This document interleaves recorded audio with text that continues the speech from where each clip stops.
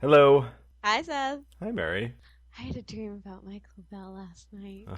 Another one. One of many. Is And this then the I one had with the white horse and the diaper? it's the one with the white linen suit. Oh.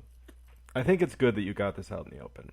See, I wanted to talk about this, having watched that episode about a girl, about a dream, and the whole idea of like hookup dreams and whether you should talk about them. Because I have a friend who insists that whenever you have a hookup dream about somebody, that you have to tell them immediately because otherwise the awkwardness is just too much to carry around. Oh my God. I don't think I've ever told anybody that I had a hookup dream about them. I don't think I have either. I think that would make things so much more awkward. No, that's the beauty of the dream is that it exists in your mind and but then it doesn't have to cross over into reality. Yeah, but there is always that awkwardness for the first hour or two that you see them. There is that sort of weird awkwardness that sort of hangs there in your head.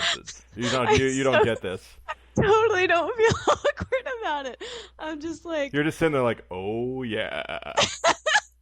that would be so awkward. Oh my God, no. So you're of the school. Don't ever tell them. Here's what it is. I think the only reason you reveal those dreams is like a flirtation method. It's kind of opening up the conversation. Like, I had a dream we hooked up. What do you think about that? How you like them apples? Like, if it was someone I didn't really want to hook up with and I said that to them, I would feel like I was coming on to them. Right. No, that totally makes sense. Does it? Am I crazy? You're out of your freaking mind. What else is new? No, that Well, what totally about makes sense. you? Have you ever told somebody that you No, had that kind no, of... no. No. Are you out of your mind? No, I never have. Oh, okay. Let's talk about Manny's debut. I'm so glad I never had to do one. Girls did that in it was a junior high thing, but Hmm. there was the cotillion, and it was for the rich girls, and I Wow. was not sufficiently rich for it. I don't understand. Was this like a? Are you saying each girl had her own cotillion, or was there one big cotillion? No, it was like at this one particular country club, and they had to wear white dresses, and mostly the exciting thing was that they got to like go with boys because I went to an all-girls school, so it was just like, oh my God, Oh, opportunity to hang out with boys. I see. But I didn't get to do one. Not that I was really bumming out all that hard about it.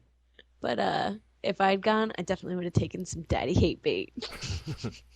Do you think Mike thinks about me since our last phone call? I think he thinks about you all the time. He has dreams about me. From what I've heard, yes, He talked about me on his MySpace that one time. that's true. Have you seen his MySpace recently? Yes. It's adorable. You really should be looking at it because then you'll have a crush on him, just like me. My problem is whenever I look at his or any other guy from Degrassi's MySpace page, I only get as far as like the first comment posted by Mary McDonald, and then I'm gone. I'm just off on her page, and She is, oh my God, look at her. She's hot. Yeah, no, he's adorable. He like writes little blogs and they're all interesting. And his who I'd like to meet is Peter O'Toole. wow, we I gotta love. ask him about that. All right, I'm so psyched we're gonna call him. All right, well let's not keep you waiting. Don't keep me from my mic any longer. All right. Hello? Hi, Mike. Yes? What's up? It's Mary and Seth from TheEnd.com. Hey, Mike. Mary, what's going on? Hey, Seth. How are you? I'm I good, think. sir. How are you? What's going on? What are you up to right now? I'm on set right now, actually. Sweet. Yeah, filming some more eps. What happens? Yeah, do you have the script in front of you? You can just read it to us. Oh, you want me to read the script? I got it in front of me. No. There's a lot of cool stuff happening this year. Awesome. Like, you really Is want to there know some is stuff? there more J? Because we could always use more J. Yeah, like there is. I think there is more J than last year. Certainly, the storylines are a little bit bigger, juicier for J. The cool thing this year is that you finally get to see my family side, Really? and that's kind of Oh, wow. yeah. You're sort of gonna get a little glimpse into the real world of J. This is a big season for Jay. Like in the episode that airs this week, you actually got to wear a different costume, a Like suit. a linen suit, like a hot suit, You know what? I want that suit. right? I talked to wardrobe, and they said they might be able to do something for me at the end of the season, because that's a really smart-looking linen suit. That suit suits you. Thank you. I had a blast doing that, especially working with like Cassie. Yeah. She can be very fun to work with. Wait, why? Tell us.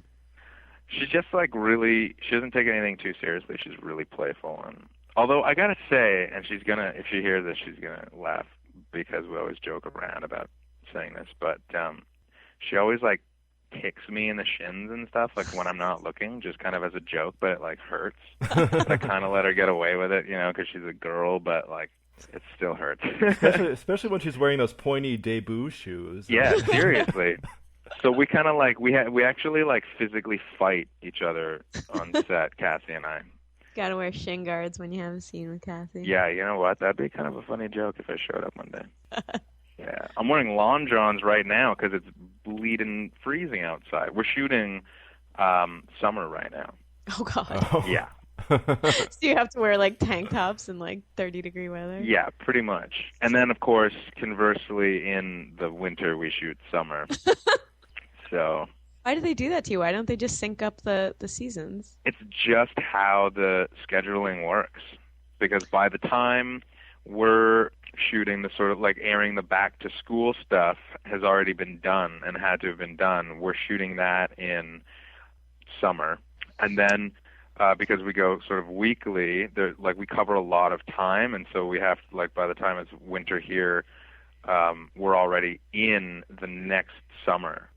Yeah, So, yeah. Or we're already in the previous summer, sorry, the summer before that winter, right? Because we're Kind of like flying to Japan, where Yeah. you're like, is it today or tomorrow I'm or lost, yesterday? yeah. Exactly. I completely lost me. Exactly like flying to Japan. In fact, you do have to fly to Japan. It's strange. It's a union thing, right? Yeah, totally. Yeah. Okay, so, cat's out of the bag. You already know I love you.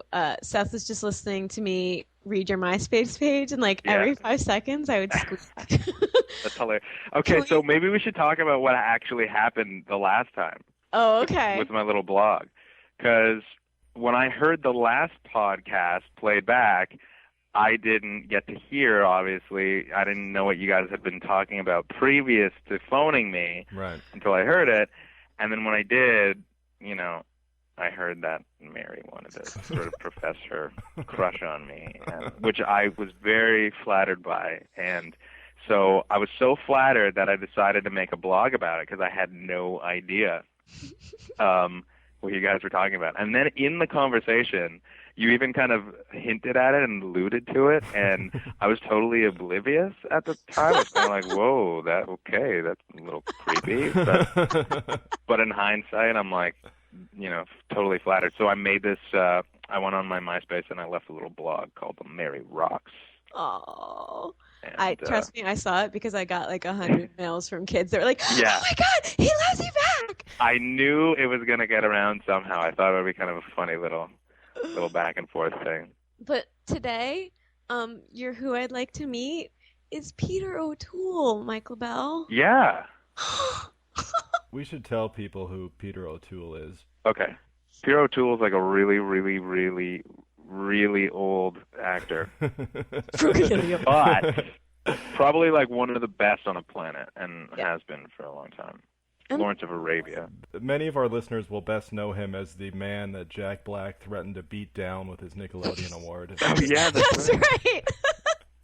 That's funny. I forgot about that. So why? What's the source of the Peter O'Toole admiration? Anything in particular? I guess it's just from one actor to another. I admire him because I think when I watch him, I really forget, it's that sort of old cliche of like you forget that you're watching an actor play a character, And yet you get the sense from everyone who's ever worked with him that he's like a gas, that he's totally fun all the time. he is, and like for a really old, let's say it again, guy who has been doing this for so long, I got a friend who, she just worked on a film in Europe with him, and she got to meet him, and Wow. I was really jealous. Wow. But she just talked about how he was a riot. Like he was always joking around and telling the craziest stories, and certainly sometimes you see him on, like late night interview shows and stuff like that, and he talks about his stories. But he's sort of like, he's really charismatic. He's kind of like an old adventurer, you know?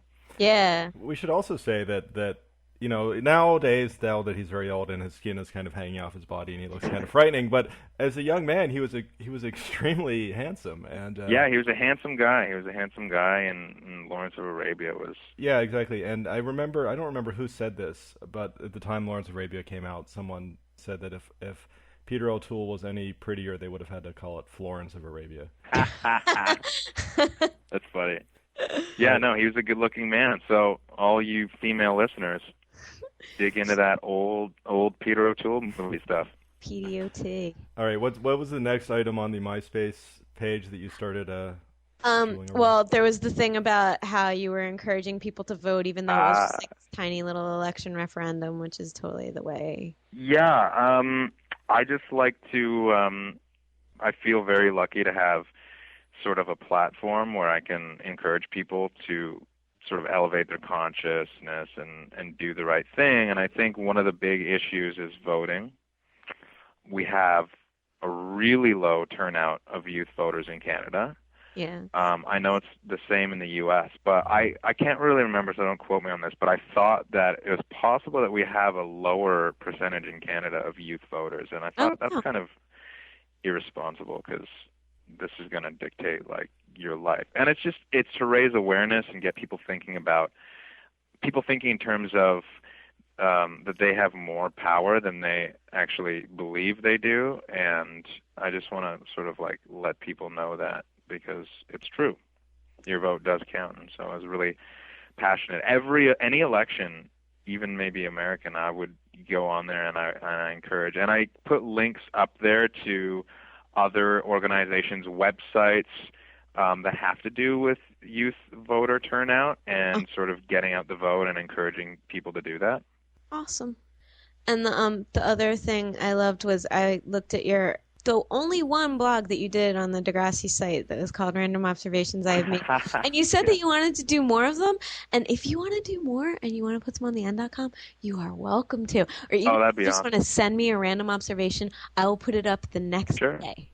Yeah, I have a ton of them, and I should be keeping, like, a journal.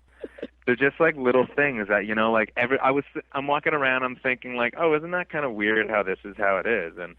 And then sometimes I would say them or I'd bring them up, and people would be in total agreement. They'd be like, yeah, that's totally true, and I never thought to say it out loud, but that's exactly what I was thinking. So I just thought I'd bring all that kind of stuff that, you know, we all think about to light, and I thought it would be a good chuckle, too. Do you remember offhand what the one that you posted was? Because I support you 100% on it. Okay, one of the things was about the use of words, and yes, that's the one I'm referring to. Addicting and addictive. Right. Because I hear at least once a week someone says that's so addicting.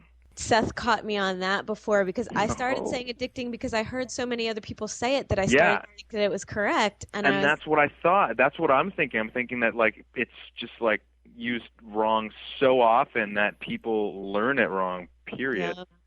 Plus, I think it was, like, my own, like, sort of vocabulary self-esteem was so low that I thought that other people knew more than I did about how to. We gotta work on your vocab self-esteem. I've always told people that if you don't know what the right word is or don't know how to pronounce something, if you just say it with authority, people just assume they just assume you're right. That's a good idea. You could say, "I'm really enjoying my hamburger that I'm eating for lunch," and people are like, "Oh my god, I've been saying that along my whole life." It's true. But actually, David Cross, the comedian, does a really funny bit on misusing the term literally. Because everybody says literally when things aren't literal at all. And yes, that literally now means figuratively, yes. Yeah. David Cross might like to know that we have an avatar of his beard on the end.com. Are you serious? Yeah. Do we really? Oh, from O'Grady or? No, no, just someone decided that his beard should be available in the Avatar Mall, so there it is. That's hilarious. All right, so quickly, let's ask about your band. Oh, yeah. I love it. I was listening to the songs you guys, I think that's you guys on MySpace, right? The Boys Who Say No? Yeah. Yeah, were you digging that? Really liked it a lot. Yeah, we've been doing that for a while. Like, I'm a musician, and everybody knows I play ukulele for some reason. But I do, and I play like lots of different things, and I've been playing with a band called Boys Who Say No for the last little while, and we've been playing some local shows, but with some pretty cool Canadian artists, and just gigging and writing songs and recording. And so those recordings you heard were sort of like little demos of song ideas that we were playing with, and we have a whole set we play usually, and eventually, and hopefully soon, we'll have those songs available to listen to online. I actually liked the recordings that exist now, like the kind of lo-fi. It sounds nice, especially with the vocalist's style. I really enjoy. Oh, that's awesome. He'll be like really happy that you said that. Awesome. And we should point out that it's not like you're just up there playing guitar. Mary was reading me your instrument list, and Melodica, keyboard, ukulele, percussion. I play a lot of things. Anything that I can get my hands on that produces of sound, really. What is a melodica? Melodica it's kind of like the size of a recorder, but it's got a key, like piano keys on the top, and it belongs in the organ family. Yeah, it's really cool. And you blow wind through it, and it just produces this really cool, almost like a cross between a harmonica and an organ sound, and it's really neat. You know who plays the melodica? Who? The Allison. Oh my God, no way. Yes, she. Really? Yeah, she. Nice. Sweet. Like you know what you professionally? think about is a keytar. Okay, so I saw one in the store and I almost bought it. I'm not kidding. You totally should. I'm serious. Like that, I don't want to play keyboards like everybody else plays keyboards, I want a strap. And you need some cobalt blue sparkly spandex pants if you're gonna throw it back to the 80s. Word. But those are cool. I mean, you can trigger like all kinds of sounds to it, and they just look so pro. Yeah, plus you can do jumps. That's true. You can do kicks. You can run around the stage. You could even sort of like do one of those back-to-back guitar solos. That'd be so rad. I don't remember anyone throughout the entire 80s ever seeing anyone doing back-to-back guitar solos. No? No, you got to. So it still remains to be done, is what you're saying. Exactly. So I'm saying you've got a shot here at immortality. Yeah. Awesome. All right, we know you have to get back to work. Thank you so much for talking. No problem, guys. Thanks, Mike. Pleasure as always talking to you. Always, always. And by the way, I'm going to listen back to this when it goes up because I want to know what you said about me this time before calling me. Okay. All right, guys. See ya. Bye. Bye. Take care. I forgot to ask him about Handel's McPherson. Oh, bummer. I forgot to ask him about Athena Karkanis. Oh, that's right. He totally worked with her. You could have found out what she smelled like. That's true. I forgot to ask him about his dreams about me and what the plots were and what I was wearing.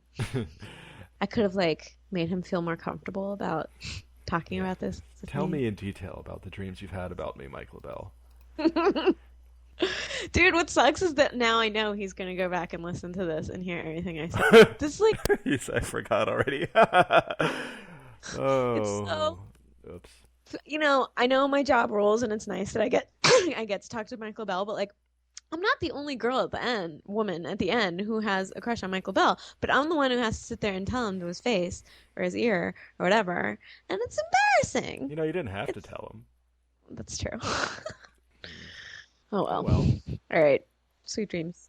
Did you just tell me sweet dreams? I did. Oh, I get it. It was a reference. I see. Oh, we should say we're taking next week off. Oh yeah, happy Thanksgiving, American Thanksgiving. Happy everyone. American Thanksgiving to our American USA, Thanksgiving celebrators. USA. We'll be back the week after that. We deserve a break for our food coma. All right. Happy Thanksgiving, Mary. You too. See ya. Bye.